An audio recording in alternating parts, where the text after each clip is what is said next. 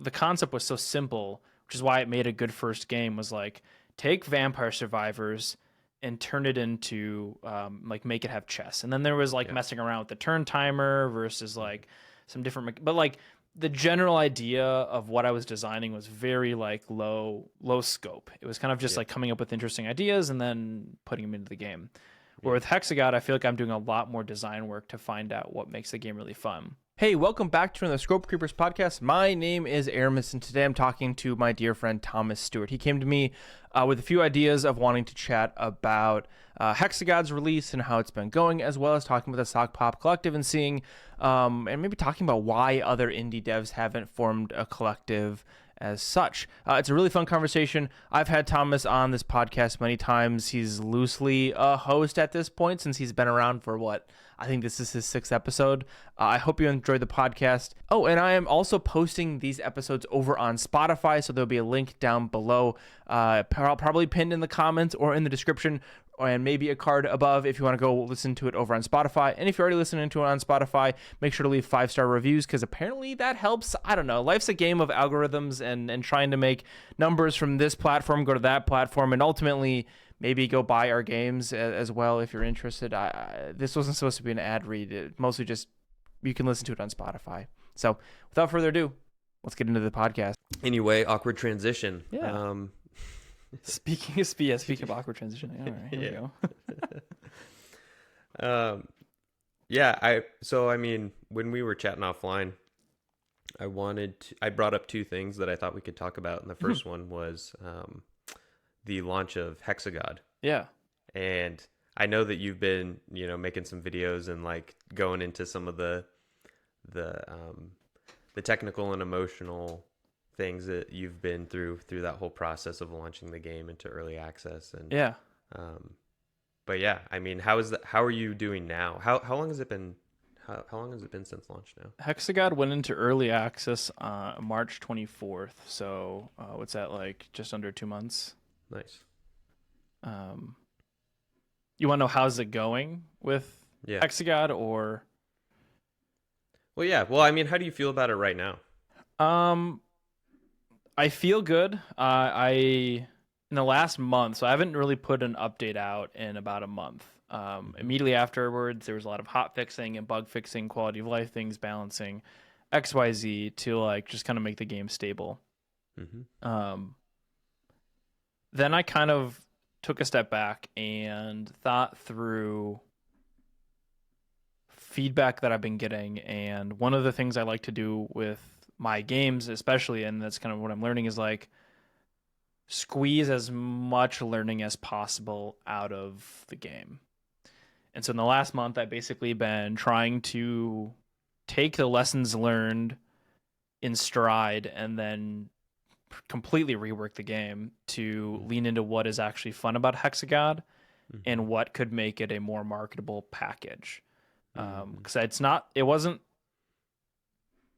the game sold 500 copies within the first couple weeks, which is awesome. I call that a 5 out of 10 for a Steam game. And I think in my head, the ordering is like order of magnitude, like earthquakes. So every time you go up a point, that's 10x more successful. So I think it's a 5 because it's probably better than a majority of games on Steam as far as a launch goes. But it's nowhere near like a 6. And so 6 for me would have been like 5,000 sales. Yeah. And a 6 funds my studio easily. Yeah.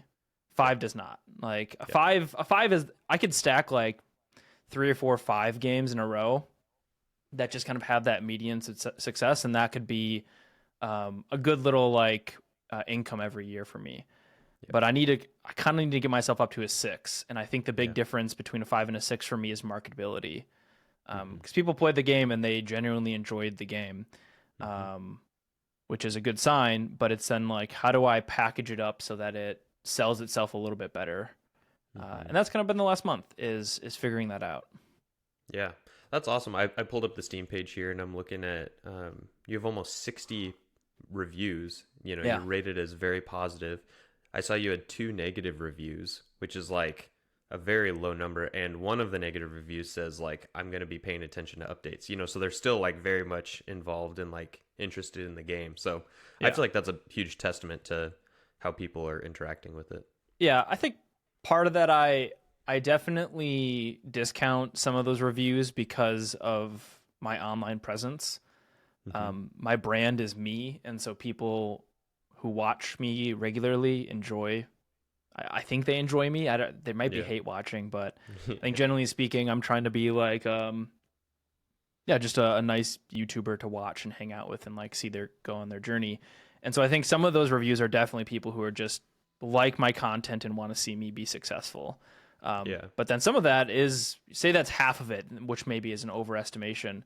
The other half of it is probably, hopefully, just actual players who found the game, or more critical viewers who played it and were like, oh my gosh, I've been watching this, but this is actually kind of good. So I'm not in any sort of like illusion that it's worth 60 reviews right now, because my review to purchase ratio is like 10 to 1, which is way higher than the average of 30 to 1. So that just means I did a good job of like telling people, hey, go buy the game, and have done a good job of like marketing kind of wish lists and purchase and reviews, all that stuff. But any way you slice it, they're either giving the game a good review or they're giving you a good review. So I actually don't know which one is more impressive, because getting somebody to follow you on YouTube, be interested in you as a developer, go buy your game, and then leave a positive review about it. I mean, that's almost more impressive than them just leaving a review because they like the game, I think. That's a good point. It is, we talked a lot about it, but it's like that leaky bucket thing where you have X views here that you're trying to turn into recurring viewers, or turn into wish lists, to then turn into sales, to then turn into reviews, like that leaky bucket situation going on. I guess it's interesting to think about that though, like what's more impressive, and it's the whole business is kind of that, I guess. It's trying to get people who are interested enough in you to help you make a better game that can then help you make a game that sells to just the general player. How did this launch compare to Vampire Survivors? Or sorry, Chess Survivors. I do You're that close. So it is Vampire Survivors with chess, for sure. How did it compare? In what regard? I guess like just from a developer perspective, like it seems like your goals that you were targeting as a self-employed developer shifted between those projects. But just in terms of like expectations and like how people are interacting with the game, like I don't know. I'm just trying to think of it from like a 10,000 foot overview. Like if you were to just like summarize like the games that you're putting out, what are the major lessons learned that you feel like are helping you pivot in different directions moving forward? With Chess Survivors, I think both of them had similar amounts of success as far as like units sold. Actually, Chess Survivors was a little bit higher. I think partly is because it was a $3 game versus an $8 game. And someone in my Twitch chat said, they're like, yeah, but beneath 5 is throwaway money. Above 5, you have to, like, there's a second thought. Is it worth buying? And so Chess Survivors being released when it was at $3, kind of in the same year as Vampire Survivors, I think it was positioned as in the market without doing any sort of research. This is gut analysis here. I think it was positioned a little bit better in the market, and then also was far more marketable. I had a capsule artist who at this point is making way more money doing capsule art, and I couldn't afford him to do Hexagod. So he's like scaled up his stuff, but like, so I got a really cheap capsule artwork from a premium artist that looked really great. The name is perfect for what it is. Like Vampire Survivor, or no, Chess Survivors is like Vampire Survivors but with chess, and that's like the core concept of the game. And you can watch the first 5 seconds of the trailer and understand exactly what you're about to get into. And so I think Chess Survivors sold a lot better from a marketing standpoint, but then the gameplay maybe wasn't as good as Hexagod was on early access release. One of the big problems with Chess Survivors, I remember, was like I didn't have an ascension mode in there, so there's just one difficulty. And so people would just kind of destroy the game out of the box and call it too easy, or suck at it and call it too hard. There was both ends of the spectrum. Yeah. And so, like, if you look back at the patches from, like, the hot fixes from the month after Chess Survivors went live, I'm just, like, tweaking numbers up and down and bouncing up and around, trying to, like, figure that out because I had no idea what I was doing. And so this time around with Hexagod, I did have, like, 3 ascension levels that made the game significantly harder.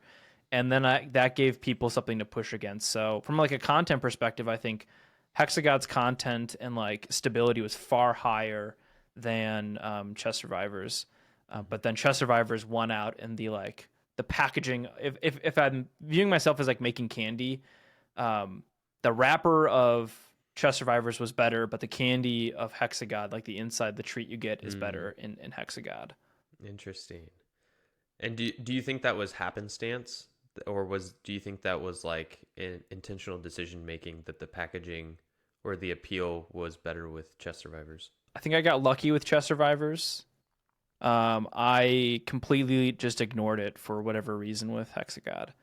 I was focusing really hard on trying to make a game that's really fun.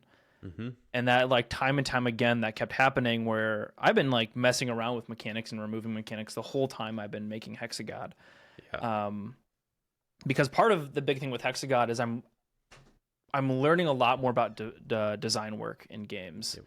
Where with Chess Survivors, the concept was so simple, which is why it made a good first game, was like, take Vampire Survivors and turn it into, like, make it have chess. And then there was, like, messing around with the turn timer versus, like, some different, but, like, the general idea of what I was designing was very, like, low scope. It was kind of just like coming up with interesting ideas and then putting them into the game. Where with Hexagod, I feel like I'm doing a lot more design work to find out what makes the game really fun. And so I just focused on that throughout the whole process. Even, like, coming into, like, the next fest, I was like, oh, what point do I redo my capsule artwork? Do I pay someone? And I kind of just kept ignoring it, and being like, I'll just figure that out later. And then I just kept figuring it out later and was prioritizing fun gameplay over, like, anything else, and kind of just going for it. Which then, as a result, the marketability of the game wasn't as high as I would need it to be, I guess, to be that 6 instead of a 5.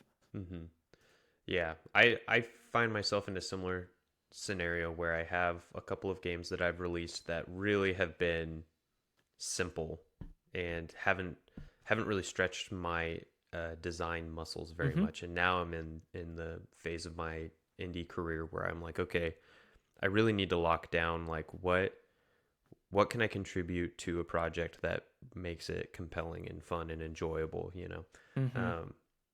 And so, like, I guess if you were, like, why do you think Hexagod is, like, the sweeter candy? What makes it fun? Because something that I've realized talking to people and, like, watching, you know, the content that Jonas Tyroller is putting out, you know, and he's talking about lots of people who are successful with their games and make fun games always talk about throwing away work and saying, like, okay, if it's not working, axe it and pivot. And that is just so difficult for me because I want to be efficient and I don't want to waste any time. And so I hate the idea of, you know, just being like, oh, this doesn't work. Well, I'm just going to throw away, you know, weeks or months of work. So anyway, what has that process been like for this game in particular? And why do you think that people think it's fun? Like, what is there like a primary mechanic about it, or do you think it's like I'm interested. I'm getting a call. 1 second. Oh, no worries.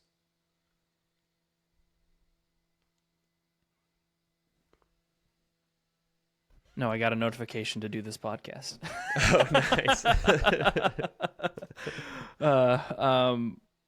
What about Hexagod is fun? I think the thing that's really fun about the game is you are trying to set up really strong adjacency bonuses with the tile placement mechanic.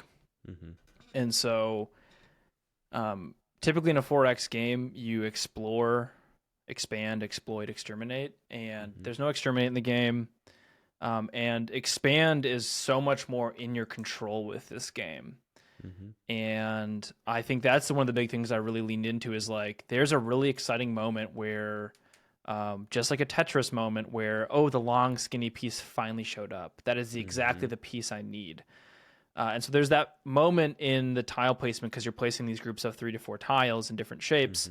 That one pops up that is the perfect one you needed to like get a really good adjacency bonus. And so that's really fun and pleasing. A lot of tile placement games stop at that point and they just make it about kind of expanding. And then there's like scoring and stuff like that. You think like Dwarf Romantic or not Terra Nova. That's a one season show that got canceled, unfortunately. Terra Nil or something like that. I don't know. Terrascape is also another like tile placement game with like there's no actual like exploit mechanic, and so this game is kind of a 2x game where it's like expand and then exploit. And as I've tried to like add the other X's in there for a 4x game, they just didn't feel very good, and so it's just focusing in on that. How do I make expanding feel really good and really rewarding for planning out and kind of finding and like waiting or I guess not waiting and trying to say, well, this is good enough for now. And then how do I really encourage people to exploit what they've actually created with their little bit of a land? So that's been fun to like kind of think about it from that perspective of like, what's fun in the game. And everything else, literally everything I looked at, Thomas, I was like, does this add to that? And if it doesn't, I removed it. And like I literally was working on a Slay the Spire style map for picking quests and stuff like this, and I spent probably two weeks out of the last month refining that system, and I threw it away 2 days ago because like it's just clunky and cumbersome, and it's not gonna like add to that mentality and feeling. And so I ripped it out and threw it away. And like I think over half my code in my game is probably vestigial code at this point.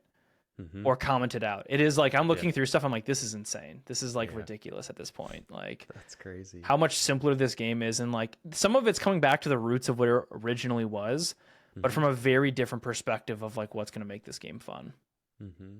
Interesting. So is it safe to say that you found it very helpful to be committed to core design pillars?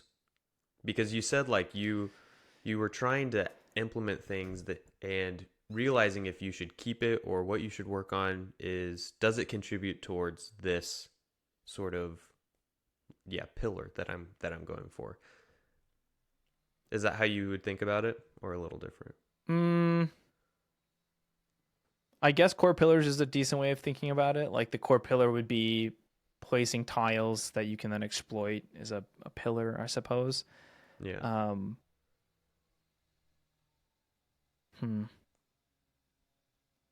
just trying to think back on like the last year, because I've been working on the game for about a year at this point. And it's taken just so many different forms and shapes over that year. And because it was like inspired by Stacklands, a bunch of what I thought the core was driven from Stacklands. So this hunger mechanic and like the day cycles and all these different things are very driven from being like a Stacklands, but with hexagons or something. And that ended up, I think one of the big problems is that ended up not being a game that I found fun. And instead, what it's now much more like is Civilization, but if you could just play the first 100 turns and you got to place the tiles that you were expanding into.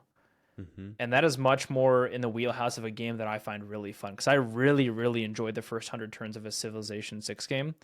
I don't like Civ 7 as much, but I've spent so many hours playing Civilization 6, and so this is kind of my, I guess my level editor to those first 100 turns is what I've learned in the last couple months, is that's what I'm really enjoying about this game, and that's what gets me excited to keep making it.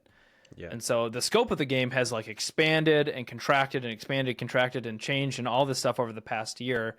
But I think a lot of that's a reflection on me as a novice game developer who is learning how to design games and build games. And like part of the cost of Hexagod, as far as like the value is like, sure, I'm going to make money from it. It's selling and stuff like that. But there's also a lot of value in me having like experimented and learned. And so although it feels bad to like have thrown out thousands and thousands and thousands of lines of code and art assets and stuff. Mm-hmm. It's also a lot of like learning being done in that process. Mm-hmm. And that's the lie I tell myself when I throw something away. I'm like, well, I still learned something from this. Yeah. Yeah. Well, maybe that's the mental hack that you need to be able to do to overcome throwing away work. Yeah. What's it? Brandon Sanderson said he lies to himself and says when he has a character or a story point, he's like, I'll cut this out and I'll add it back in later. Oh, And he's like 9 times out of 10, I don't ever add it back in. But that's a lie I tell myself so that you can kill your darling. I'm like, that's a good one. That's amazing. Yeah. Wow. Yeah. I love that.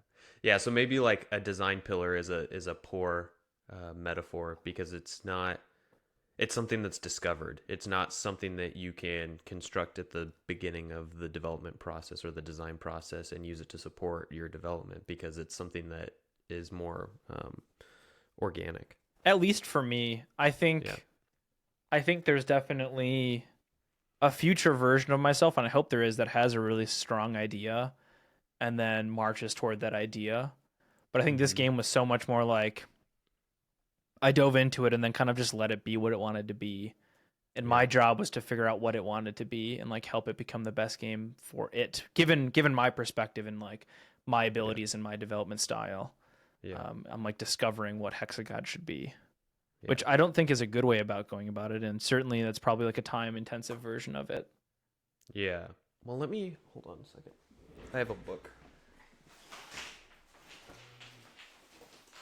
Okay. Have you seen this book before? Production Point. No. Okay. Highly recommend. Okay. I had heard about it before, and it's Ben Anderson, who is Heartbeast on YouTube. Oh.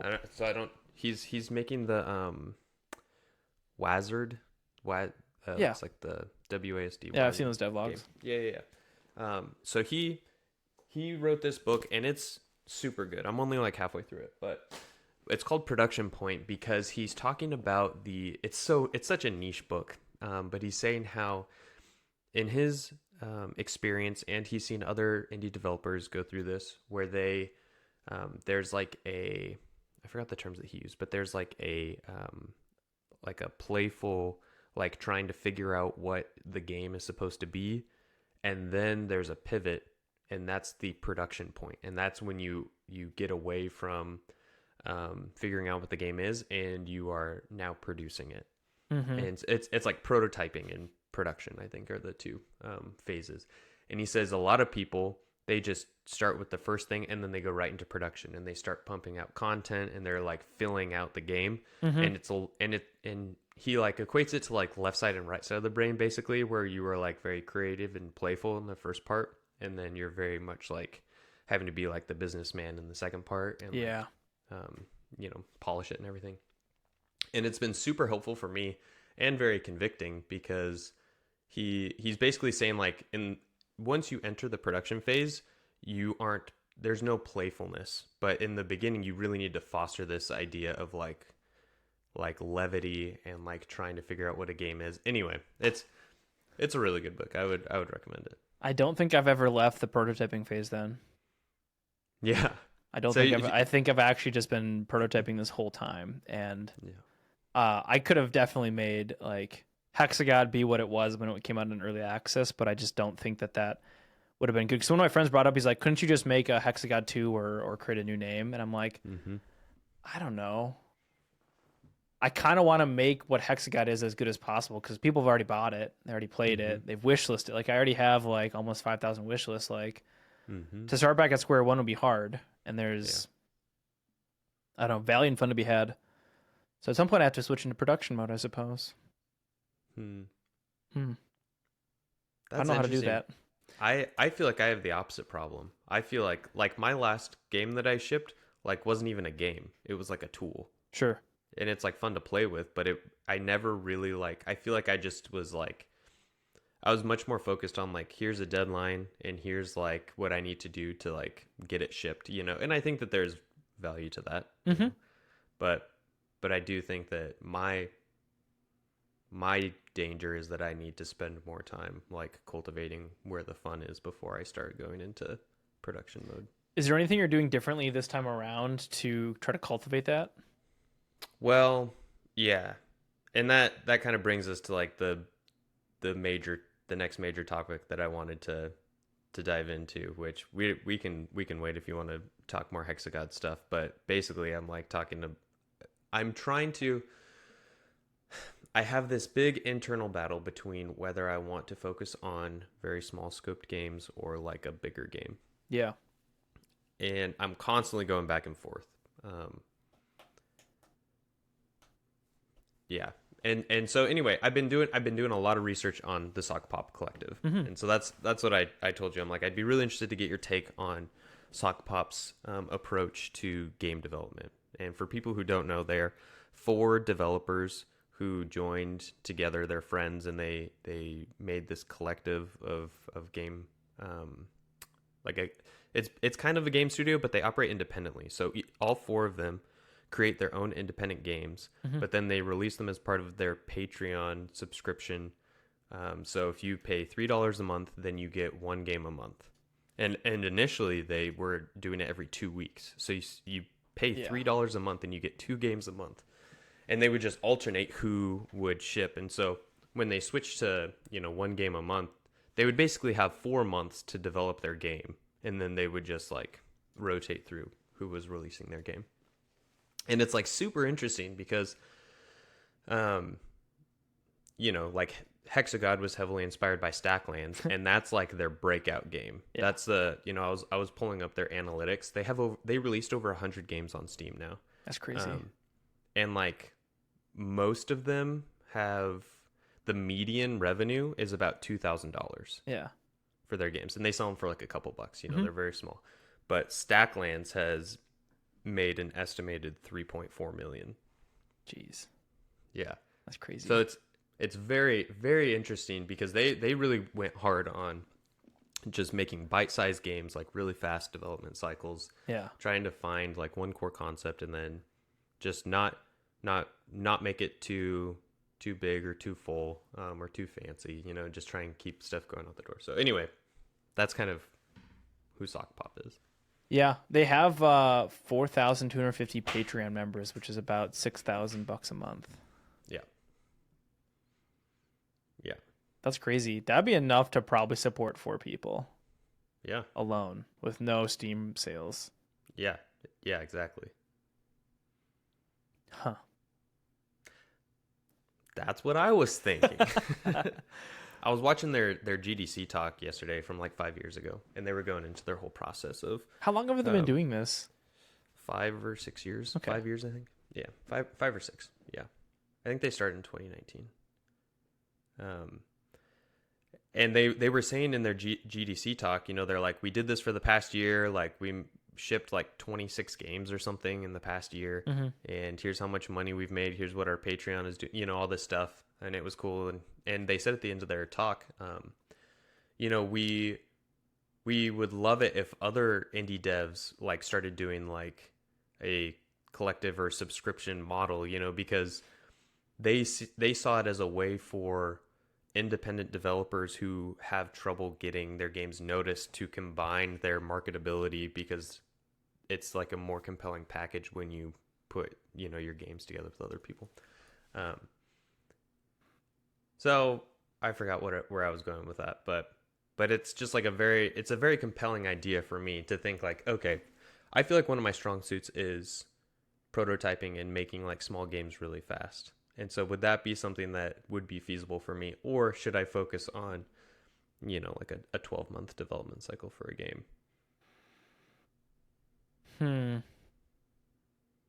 I think generally speaking right now for me, 12 months is too long.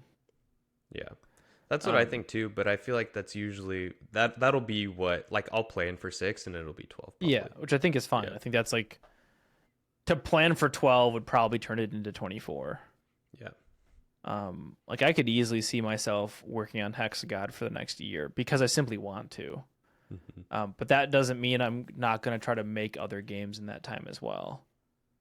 Because I think the cool thing that Sock Pop does is that they make such small games. They're like Game Jam Plus games. And I think that's why, like, I haven't played a lot of their games, which I probably should play more of them. But like I've watched a lot of like people play them on YouTube, I suppose. and like seeing how simple some of the core concepts of the games are and the ideas are and stuff like that. It's very much like a good place to see what a reasonably sized scope game could be for a solo developer. Yeah. I think that's what's cool about them, is that it's just a bunch of good examples, and obviously they've had an insane amount of success with like 6,000, and I remember looking at them like 2 years ago, and they still had 6,000 bucks a month in their Patreon. Mm-hmm. Yeah, it's a very unique approach to game development. Mm-hmm. So you're wondering if that's an avenue that you should go down or not? Well, yeah, because also what I'm realizing is, like I mentioned before, I have the technical abilities to make games, and I got that at my day job, the game studio that I worked at for 3 or 4 years. Mm-hmm. And now I feel like technically I can accomplish whatever I set out to accomplish. Yeah. Then I needed to figure out, how do I actually publish games? Mm-hmm. And that includes like, marketing and porting to consoles and like influencer outreach, all the stuff that goes into like polishing a game, localization, like all this stuff that is like kind of like the boring or whatever. And I feel like I've done that now. And now I'm like really trying to figure out, okay, now I need to figure out how to make games that are fun, that people want to play. Yeah. And so that's kind of like, I'm realizing that's the period of development that I'm in now. And I've always been attracted to this model. I went to, my sister is a graphic designer, and she got me into the Adobe conference in LA a few years ago. Cool. And it was really cool because I got to go to like these different breakout sessions, and I went to one for 3D modeling,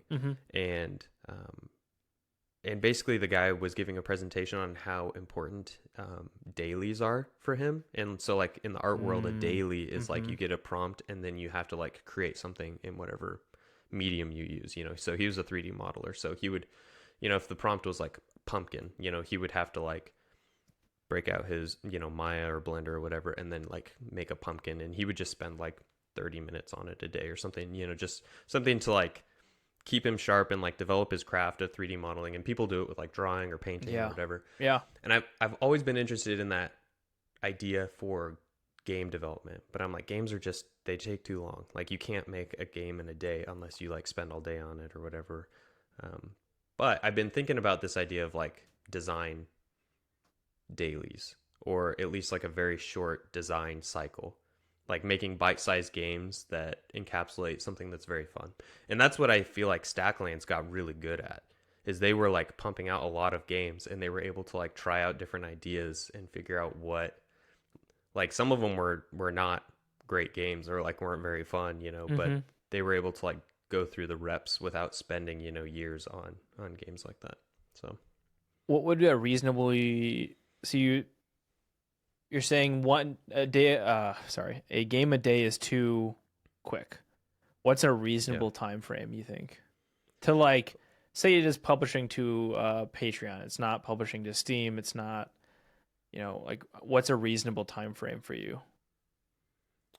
It depends on if I am doing other stuff like YouTube and contract work. And give me hours. How many hours? Okay. Hours work. I was thinking like weeks, months, years, but like hours is probably a better one. Yeah, hours is a good one. So for like a Patreon subscriber to get a game that I would feel like doesn't have to be super polished, but is like a solid deliverable like game that they can play, I would say probably. I don't know if I would even go as far as saying solid deliverable. Yeah. Like a playable game on there, doesn't even have to like tutorial, but like something that they can download and play and be able to tell you thumbs up, thumbs down. I'd probably say minimum 80 hours. It's like two weeks of like full-time work. Yeah. As a job, not like 80 hours. Yeah. Because I feel like that's enough time to develop at least like a toy or a proof of concept with a little bit of visuals, and you can kind of I bet you could get it down to a week. Yeah. Because just from having done a bunch of game jams, and like, I did GMTK last year, and that was, I think I probably spent like 20, 30 hours on the project, and what it came out was, it would have been like enough to say this is fun or not fun. Yeah. So you could do weekly games. But the problem with that is then and that's why you do a collective, right? Is because if you start doing weekly games and eventually someone says this one's insane, and everyone's like, Thomas, you got to take this one to Steam. You're like, okay, cool. Mm-hmm. Then you got to keep pumping out the weekly games. Right. Because I'm working on a side project right now, and my goal was to like keep track of the hours I spend on it. Oh yeah. And because of that, it's made me work on it less, but it's like when I do sit down, I've like have a clear idea what I want to do. Yeah. Because I want to see if I can if I spend 100 hours on this game, can I make $1,000 off of it? Mm-hmm. So then $10 an hour or something like that. Yeah. Yeah. And I think there's a reality where I could put together a subscription with like a collective of developers and bring in other people who don't need like long-term commitment. Yeah. Because I was trying to think through like what would be a fair business model. Like say like if you wanted to, spend a month or two developing a game and then push it through this like new collective Patreon, and then you would get like, I don't know, 50% or 75% of that month's like patron revenue. Yeah. And then like it would fade out as the months go on. So maybe the next month you would get like a point system kind of where contributing to the content of the Patreon gives you points in it. Yeah. Yeah. I've definitely thought about it myself, and that's kind of where I like fall. My brain is like, how does that work? How does that happen? How do you make that successful? Yeah. And like make it fair to the people who are contributing, right? If you're contributing, but then like not every contribution's equal. Exactly. But does that matter? Like maybe by definition that doesn't matter. Mm-hmm. By definition, it's like, hey, you're part of this. You're making a game that has to be, if you deliver one, that's good. Mm-hmm. And then if they're just delivering crap, you have that conversation down the road. Right. Yeah, it would have to be something they'd probably have to deliver early. So then there would have to be like someone saying like, oh, this doesn't cut it. Like you'd have to put more time into it or do something else. Some sort of quality control. Yeah. But have you ever heard of Nebula? Mm-mm. It's a YouTube I wouldn't call it competitor, but there's a lot of creators who have who publish their stuff to Nebula. Mm-hmm. And it's a very cheap kind of like video platform. No ads, no nothing, but it's a couple bucks a month. Mm-hmm. And the way that Nebula works, I watch a show called Jetlag the Game on there. Mm-hmm. And the way that it works is if you bring in people who subscribe to Nebula, then you get a certain percentage of their subscription as a baseline. Oh, interesting. And so then there's that's like an incentivization to then have it grow itself, because if you can grow it and grow the subscribers you bring in, you're getting more money over time because you're increasing the subscriber count. Right. That's interesting. So if you brought in I don't know if in Patreon there's like, I think there's like when you sign up you can like maybe do quizzes and stuff, but like there's like a survey. There could be some way of doing something like that as well, where it's just like, yeah, you get every month you get X percent of the people you bring in.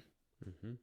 And then if you create a game, the remaining Y percent is split amongst the people who made games that month. Yeah. That's interesting.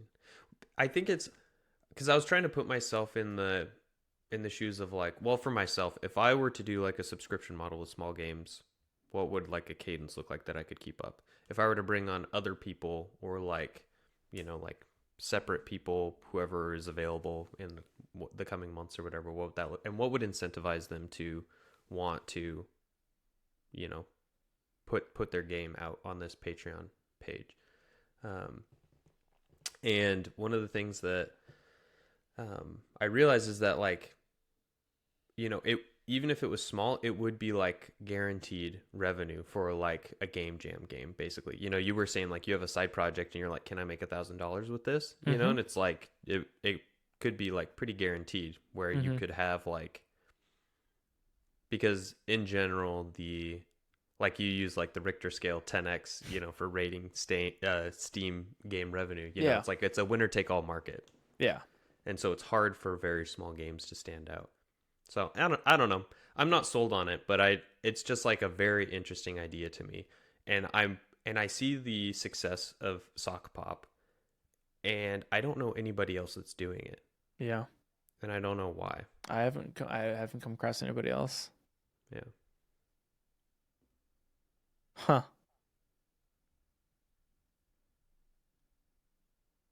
How do you? Because it all hinges on the fact that they have 4,000 members. Yeah. Right. Like you have to have people who are in there to make it, like, if you're trying to get someone else to join, there has to be some sort of payoff. Yeah. I'm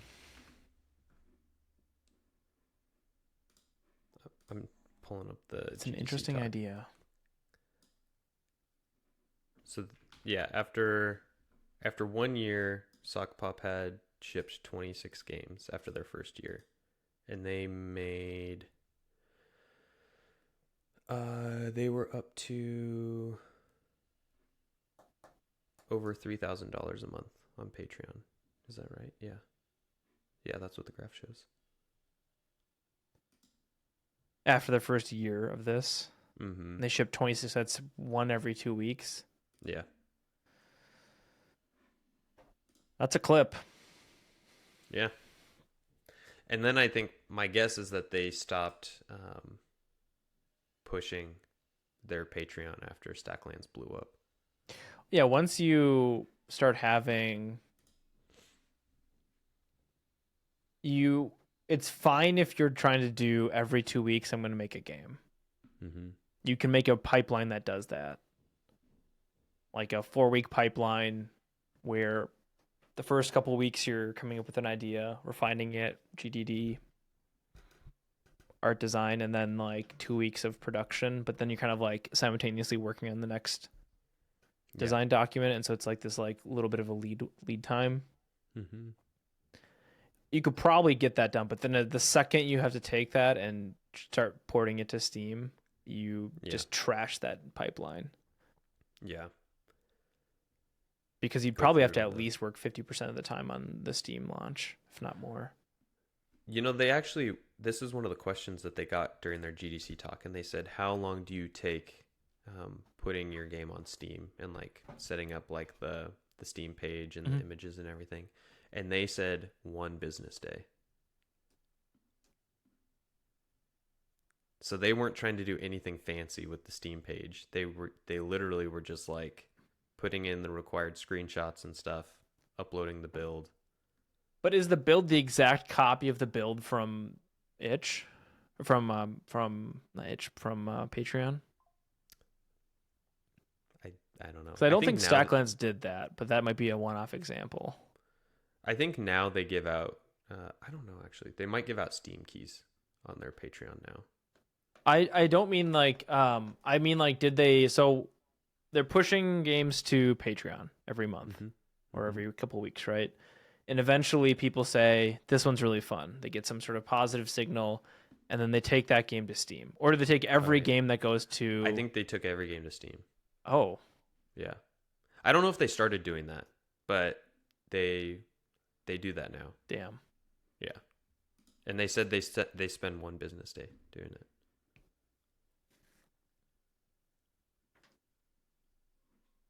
Which would be like, I mean, it's $100 per game that you upload there. Yeah, I can see that being a reasonable amount of time to spend on Steam.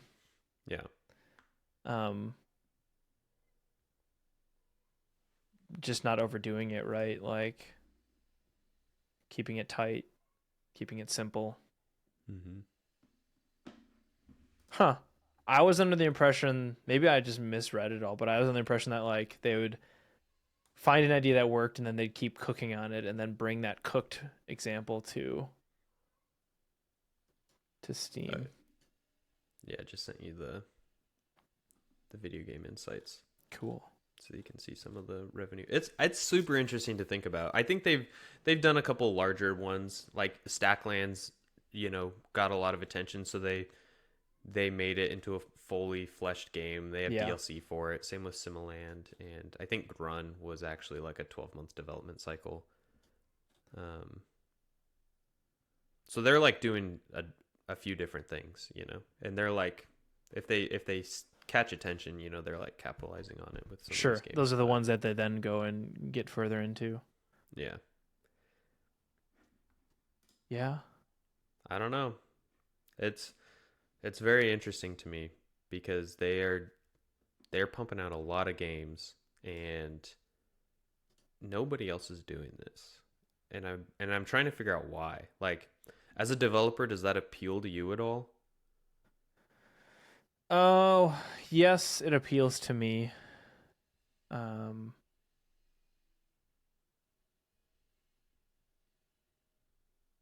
Because right now my release cadence is like, if I'm looking at my production cycle, it's probably like it's really going to be driven around Next Fests. Yeah. Which feel like they have so much pressure. Mm-hmm. So I think what I explained to you, my understanding of Stacklands, is probably just how I would want to do it. Is like I put a game up that's basically a game jam game.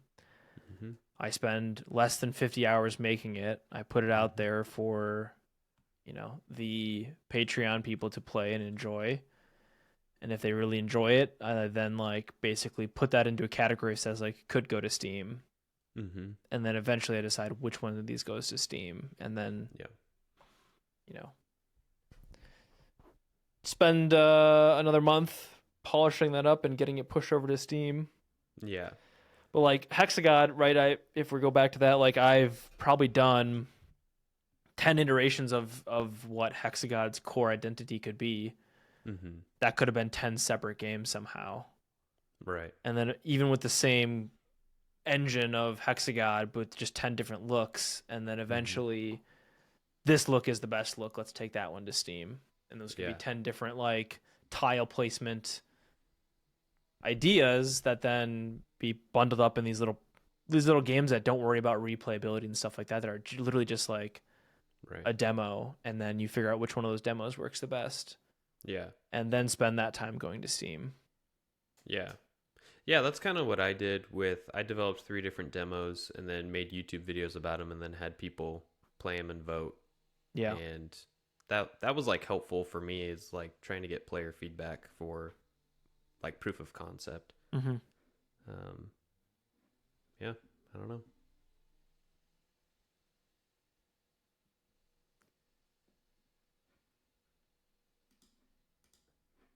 You don't know. Yeah. Yeah. I don't know. Me neither. That's it. I don't know. That's it. It's really interesting just seeing what Sock Pop is doing, and I don't know. Assuming there's a world, let's paint a picture where we're doing this together. Mm-hmm. I feel like we have it could be a decent pairing.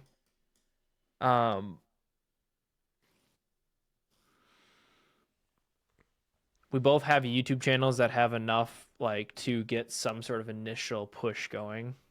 Mm-hmm.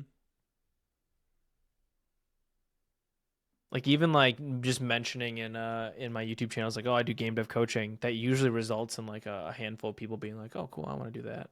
Yeah. And like that's $50 an hour, so it's not like cheap. But imagine it's like $3 an hour. And I've never been like, I always push, my big call to action of my videos is like go to my Steam page and like wish list. Yeah. But the call to action has never been go to this Patreon account and support me there, and you can play this game there. Right. Like that's a compelling and easy wish list thing. Mm-hmm. Not wish list, but call to action. Yeah.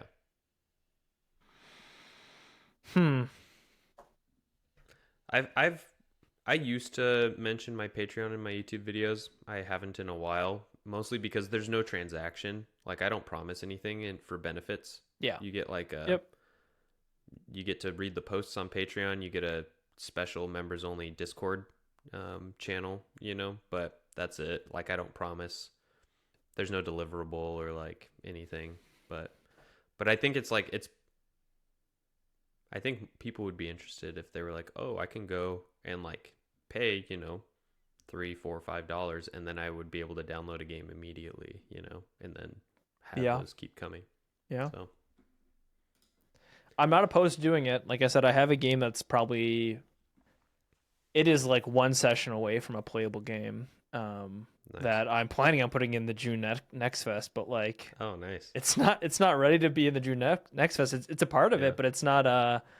It's certainly not at this point like a playable demo at all. But I think it's also like a weekend away from being there. Does that mean you publish the Steam page? No. Oh. You just have to have it approved. I thought you had to have it published. It's just approved, and you can be in it, okay. and you can leave. You can leave anytime between the deadline, and I think you can. I actually have never left a Next Fest, but I think I can leave it and then join a different one. Yeah. My hope is. If not, then I'll just release the game whenever because it's not a big deal. Yep.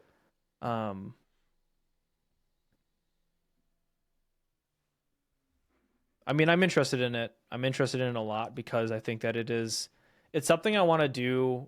Looking at Jonas Roller's most recent video, he's like, you get one main project, you get one side project, and then infinite learning projects. And I would view those as infinite learning projects. Yeah. And then eventually the learning project could become the main project. And I could just do that instead and like push Hexagod, to something else. Because it's a game that I really do want to, like, it's a game I love and a game I really want to keep giving it love and care to. And it's already in early access. And so I can just like, mess around with it as much as I want. So it's something I've always been interested in it. I've never felt, I guess my biggest fears is kind of what we talked about a little bit earlier. It's just like people not contributing as much as I'm contributing, but that's like a valid fear, but that's not necessarily a real fear. And if you're working with people that you can have difficult conversations with when those things arise, then it's not a big deal. Yeah. Yeah, there's like two facets to this business model that I think are interesting. One is like the subscription model, and then the other one is like the collective part of it. It's like working with other people that help like give you more room and variety in your development. But then there's also just like the subscription. Like you could do it like you can have a Patreon where you get like one game every 3 months, and you're just doing it by yourself, which is interesting too, but nobody's doing that either. I think the benefit would probably have to be in my head of like 2 games a month. Yeah. 2 games a month would probably be something that I'd be like, that would be for me to like sign up to someone's Patreon if I was following their stuff and they're like, hey, you make a YouTube video about the little project you did, you talk about it, and then it's like, hey, the call to action is go play it on Patreon if you want to play it. Yeah. And that's like,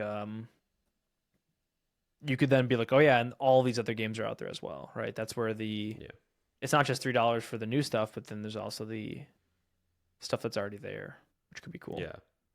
Yeah, the way that Sockpop does it is you get whatever new game they launch every month, and then you get one of their old games. So you do get 2 games a month if you sign up now. But it's like and you don't get access to all of their back catalog. So you get like incrementally more access to their back catalog. Oh, so like every month you'd get whatever the new thing is, and then you get like basically to unlock an older one. Yeah. It's not bad. Yeah. I didn't know you could do that on Patreon. They have an integration with their website Sure. that controls it, I think. The other big thing that I think the collective side of it gives you is somebody else who has skin in the game. Yeah. Like, I think that's something where if I'm thinking of like feedback I've given you, I've tried to be constructive, but I'm also your friend. So I'm your friend. Like I'm going to try to be supportive for Thomas and what he needs maybe to keep going, but I'm not going to maybe be as critical or try to impart as much of my like belief on what you should be doing, even though I had that intention, because I don't really have all that monetary of benefits. We're a capitalist society. So then I'm just like, oh, well, as long as Thomas still likes me, that's all that matters, because I appreciate his feedback and his opinions. And your incentive is social. Yeah, exactly. It's social. But if you're in a collective, then you still have social incentives, right? Mm-hmm. But then you have more incentives of like trying to help them make the best thing that they can for the collective. Yeah. Which could mean, hey, your scope's too big. You're not going to get this done in 2 weeks. Right. Cut, right? Like, have someone to be like, no, what you're doing is too big. Or like, I see where you're going with this, but it just doesn't need to be that big, right? That's the other thing is like, it'd be so easy, so easy to be like, let me think of this and this and this and this. And be like, no, our collective games can be so much smaller. Yeah, definitely. It's an interesting business model, Thomas. It's so interesting. And I wish that somebody else would do it so that I could point to them and be like, see, it's a bad business model. But the only people that have done it are doing very well. Maybe the bad ones all died out. Yeah, I mean, that's very possible. But I haven't heard of anyone. I mean, even looking at what would be like middling success could be, I bet we could get 100 subscribers. Yeah. $300 a month. You can call it split 50-50. Mm-hmm. But then it's $300 a month of people who are helping you make the decision of what goes to Steam. It's not just going to be in your own head. Right. Do you know if the Sockpop Collective just splits the Patreon, or do they also split Steam sales? I don't know how they do Steam sales, but they said in their GDC talk, no matter whose game is going live, they split the Patreon equally each month. Yeah. I guess what I'm trying to say is I'd be interested in having a conversation about it more seriously at some point. Yeah. And it could be some point later this week, some point next week. Like, probably just not a serious conversation on this podcast. Yeah, totally. And I'm not pitching you like as a business partner. I'm more just like, I guess I'm pitching you as that. Like, yeah, exactly. I'm hoping what I want is like I'm just trying to figure out the downsides here, and like where's the risk? You're like wasting time, I guess. Nobody signs up, and you're putting a lot of effort into making these games, and you're making, $30 a month on Patreon or whatever. Yes, that certainly does seem like a downside.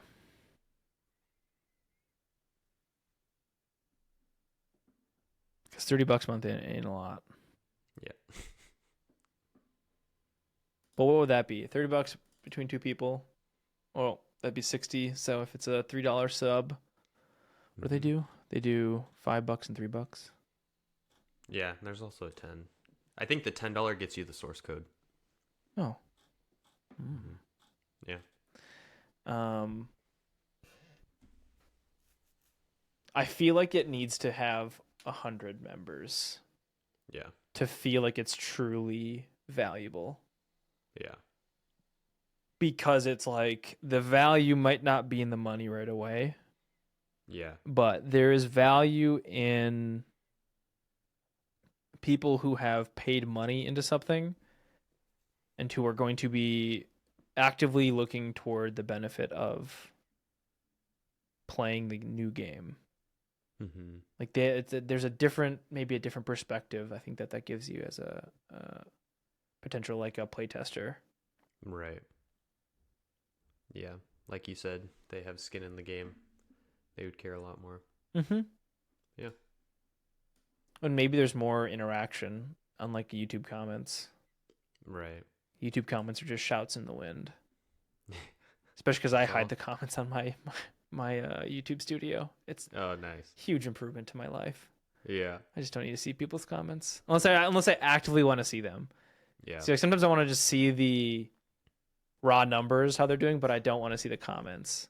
Yeah. Because sometimes comments I can just not be in the right mindset to like read a comment, even if it's like well-meaning critical feedback. I'm like, Yep.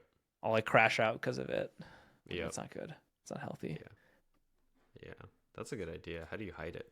There's an add-on called Hide It, Perfect. and you like use HTML selectors and stuff to like hide specific like the div that it's in.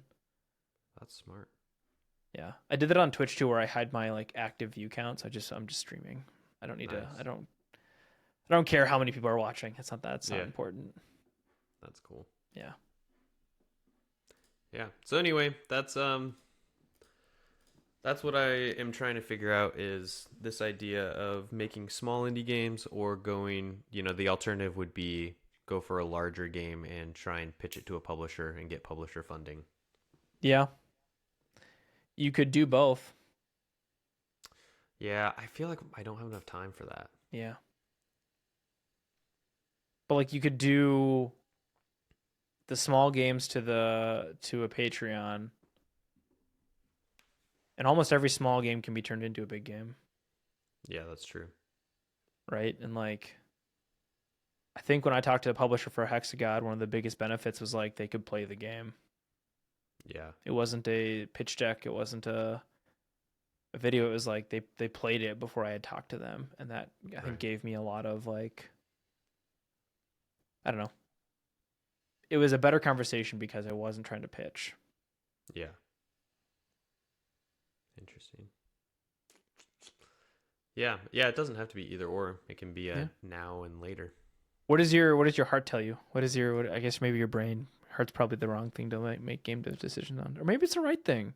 Yeah, maybe it is. Who knows? Because that's what we're gonna be able to do over any other like AAA studio, right? Is you can just make a game that you love and care about, and the game shows that. Yeah.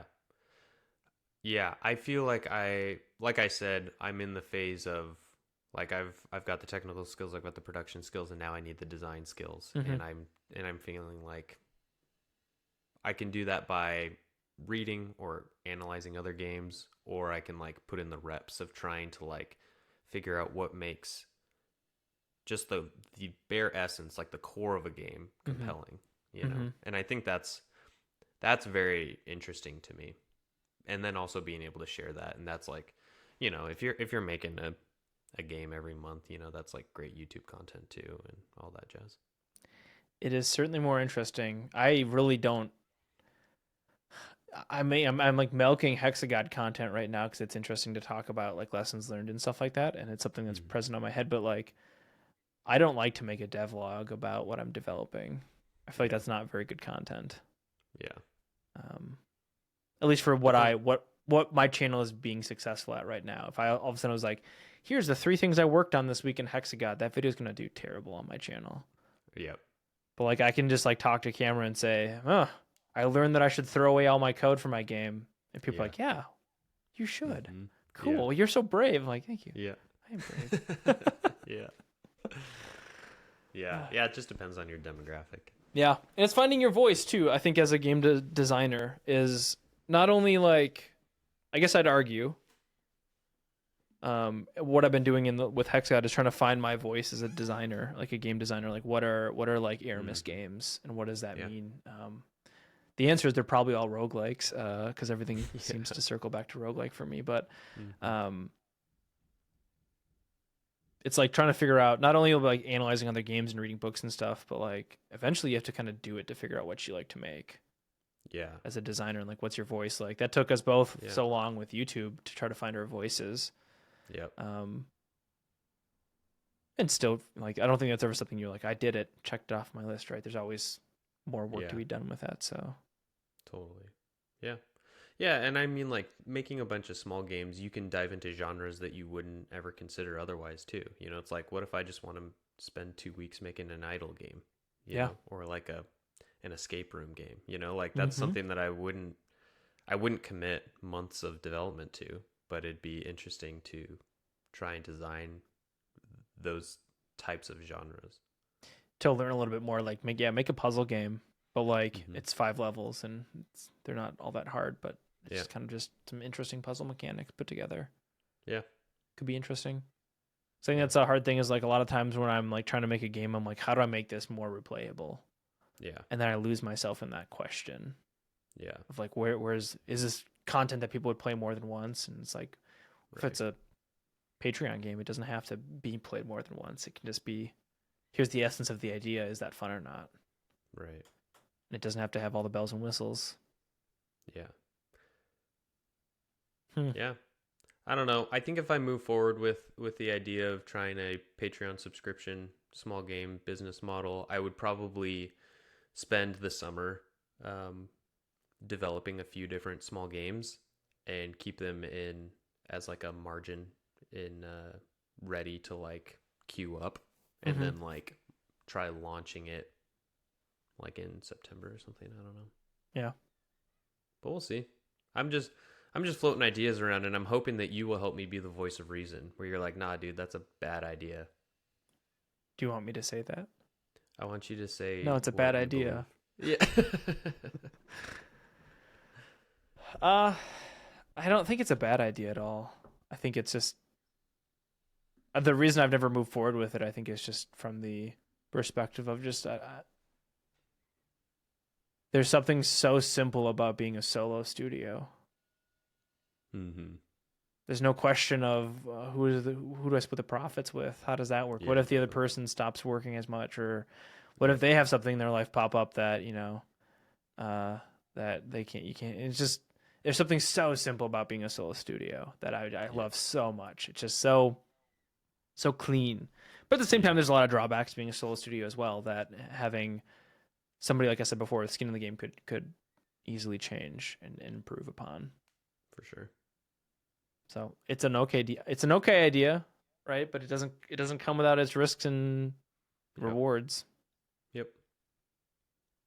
Just there's no monetary reward, but that's true for both of them. Yeah. Like going solo and doing a collective is like there's no guarantee that you're going to get 100 people. Right. Yeah, and it's like I'm trying to phrase it in a way that I'm always trying to think long term, So even if whatever I do in the next 4 to 6 months, even if I don't make a lot of money, am I improving my skills to be able to make better quality games in the future? Yeah, or faster games, or yeah, X, Y, and Z. And I think it would be such a good idea to have some like this. Basically, once a month you have to publish a game. Yeah. Like having a deadline it's like YouTube videos, It's like if you want to get YouTube videos out regularly, you can't spend a ton of time editing, but then you figure out how you can communicate what you want in the most efficient way possible. Yeah. I have, because I'm trying to do a weekly video, it's like, Friday morning I sit down and whatever I want to film that Friday morning is what I film, and that's what gets published. Yep. And I spend the week thinking about what I want to make. And like the angle and the title and all that stuff and that. So do we launch the Patreon page now? Yeah, I already made it. I'll just click publish right now. It's the Pop Sock Collective. Oh my god, that's hilarious. It's just a sock that's just mirror flipped. Yeah, that'd be so funny. Yeah, I don't know. Think more about it and just try and give me your critical analysis of the idea, because I don't know. I will. I think if I do like it, I'll come to you with a business proposal. Sure. A pitch deck, and I'll wear a little suit. Yeah, that'd be pretty cute, actually. That'd be good YouTube content. Would be good YouTube content. Anything else? Other thoughts or ideas? Random musings. You son of a gun have pulled away from our YouTube subscriber competition. Oh yeah. Yeah. You're beating me by like 2,000 subscribers now. Releasing a game is very clickable. Yep. People like that. And my channel's doing like this happened when you released a game too. This is when you searched past me, was when you released a game, and then I remember looking and be like, oh fuck, all his videos are getting 5K. Yep. Damn. Like, shit, that's so consistent. And I remember I was pulling like 1,000 back then. Yeah. Oh, they've all since kind of come up to 2,000 over the months. Yeah, I'm trying to get back more into YouTube because the last 4 videos that I've posted have all been podcasts. Yeah. And to people who like them, they really like them, but it doesn't have as much of an appeal. Yeah. Any thoughts on doing like a second channel for that stuff? I don't know if you saw, I put a post out on my YouTube channel and people I voted voted. on I it. don't remember which way I voted. Oh yeah. Yeah, tell me which way you voted. I'm interested. I have no idea. Doesn't it say when you pull it up? Stewart. But basically I asked, should I move my podcast interview videos to a separate channel? And the options were, yes, I follow this channel for devlogs and I don't want to watch podcast videos. The second option is no, I like every video that you post, including podcasts. And then the third option is, you have a podcast? Question mark. Which a fifth of the people who voted selected the third one. 184 votes is a lot of votes. Yeah. I voted for the no, I like all the videos you post, including podcasts. Yeah. I think you should put them on Spotify, though, because I would listen to them on Spotify. Oh, yeah. I don't think I'd listen to them on YouTube. They're like a second monitor video, but like it's warm here in Minnesota. It's walking season, and I need more podcast content. Yeah. That's good to know. Yeah, I forget about that because I pay for YouTube Premium now. And you can listen to audio in your pocket, right? I can download it and lock my screen and listen to it. It's also super easy on Spotify. I don't know, you can upload the full video. It doesn't have to be anything special. Yeah. And you just get, streaming content on YouTube on Spotify for free. So. Yeah, I've already done the hard part. I set it up and I uploaded a couple podcasts there. Yeah. So maybe I'll just do the rest. I feel like so far with what I've seen, it's like I don't have very many followers, but the ones who are there are listening to everything. Yeah. So there's like churning through our old podcasts over there. So if you're listening to this, thank you very much. Yeah. It's exciting. I think monetization on Spotify is a really far away, but I'm not doing it for the money. Yeah. I'm close. The Scope Creepers YouTube channel is getting it's like a couple 100 hours away. So nice. That's kind of cool. Awesome. Yeah. Well, and you probably wouldn't know this because you don't put long form videos on your channel, but my podcast videos bring in way more revenue than my other videos. Sure, because the average watch time is probably like 15-20 minutes or something. Yeah, it's like an hour long video. Yeah, like my latest video that I uploaded 3 days ago has made $16 in ad revenue. Yeah, and if I have like a 10,000 view 8-minute video, it's like $10. Yeah, exactly. It's not bad. Yeah. It's not bad at all. It'd be cool. What I want to do is do like the highlights, but that just took too much time to edit. And so it's like if I'm going to have a good Scope Creepers podcast, I will edit that down. Mm-hmm. And the one with Joe from Indie Game Clinic was it's just chock full of such good lessons that I was cutting and I got down to like 30 minutes. It's like, I need to find 10 more minutes. Yeah. And I cut down to it's like 22 and it's a tight 22 and the edit I'm very proud of. It's like a very well edited thing. So it's fun to like do that and then also have it be something that I think pushed a lot of people to the second channel to like watch the full thing. And the full thing was more like talking to him about his YouTube journey and stuff like that. But then like the highlights video, I cut all of that garbage out. It's not garbage, but like for a main channel part in my head, I'm like, he has so much information and understanding of game design that I should just cut it down to all these little game design chunks, and that will be the main channel portion. Totally. But it took a long time to do. Yeah. And it makes more sense when you have your stuff split between channels. But people like Thomas Brush, he will like have his full length podcast and then he'll clip it into like bite-sized videos and then post those. And people are like upset because it's like content. Duplicated. Yeah. The other nice thing about podcasts is they make really good shorts. Yeah. I haven't done any of that yet, but there's like easy short content right there. I tried doing it for... I saw myself a few times. It's great. Yeah, I did it with you. And it's great because this platform that we're recording on now, Riverside, automatically finds like shorts clips and like we'll cut it for you, which is cool. So you can just download it and upload it. But those just didn't perform very well. Yeah, shorts are weird. Yeah, they're weird content. I don't want to spend enough time to figure it out. No, but like they got like a couple hundred views. Yeah, when I posted those. Yeah. Yep. Anyway, congrats on passing 16,000 YouTube subscribers. Thank you. What am I at? Keep going. 16,100. Yeah. Yep. It's exciting. Only 16% of the way to this is the silver play button. Yeah. I was thinking about that. I was like, it'll happen at some point, but I'm like, I'm not going to display it in my background. That seems really vain. Yeah. But like maybe I could. I don't know. You could be one of those people that like cuts it in half or melts it down or whatever. I'm not going to do that. Just take a chainsaw to it. Yep. Nah. That'd be fun to get to that point. Yeah. Oh, cool. We could probably cut it there.